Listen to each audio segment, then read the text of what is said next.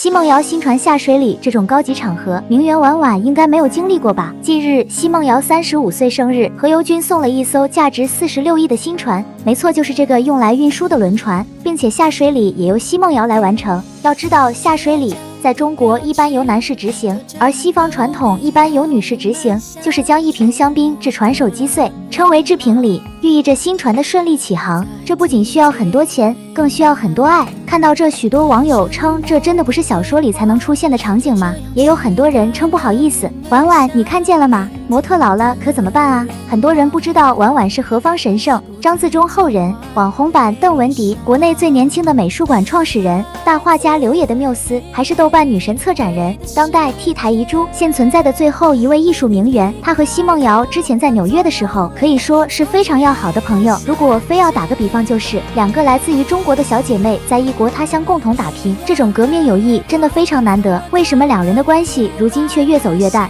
甚至形同陌路呢？网络上一直流传着一句话，女孩们都想成网红，网红却都想成为婉婉。古堡婚礼鸽子蛋钻戒，嫁入豪门，行走与上流社会和明星们谈笑风生，自称腿比刘雯长，脸比舒淇小，甚至还能艳压冰冰。虽然她拍照全靠 P 图和硬凹，她知道自己的优势是一条逆天大长腿，于是放弃了当年主流平台，另辟蹊径，在文艺青年聚集地豆瓣分享起了自己的生活艺术，当然主要还是晒腿。偶然的一个机会，认识到了比他大23岁的画家刘野，俩人便开启了不耻的忘年恋。婉婉常常出现在刘野的画中，并且还有些不着寸缕的画作。最出圈的要数名为刘太太，一边是拿鞭的刘太太盛气凌人，一边是倒地的婉婉弱小无助，这可是他对待这段感情的含蓄表达。既然给不了名分，就带他出席活动，并用一张推荐信把他送去了哥伦比亚学习管理。来到哥大的婉婉有了名牌大学的加持，认识了红三代林翰，当时林翰就表达了自己的宏图大志，那会还是块空地的美术馆，也就是成为林夫人后他自居创始人的美术馆。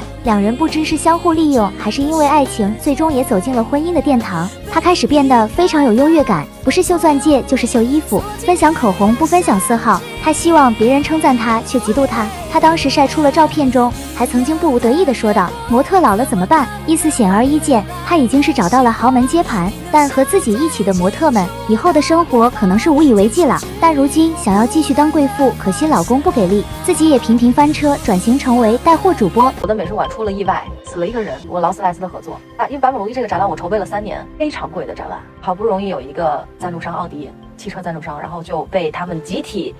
他们就是一个有组织，就像一个网络黑社会一样，但是他们觉得他们自己是替天行道。反观奚梦瑶，不仅嫁给了爱情，还有名气又有钱花，所以真的不用关心模特老了怎么办，肯定是要比她过得好的。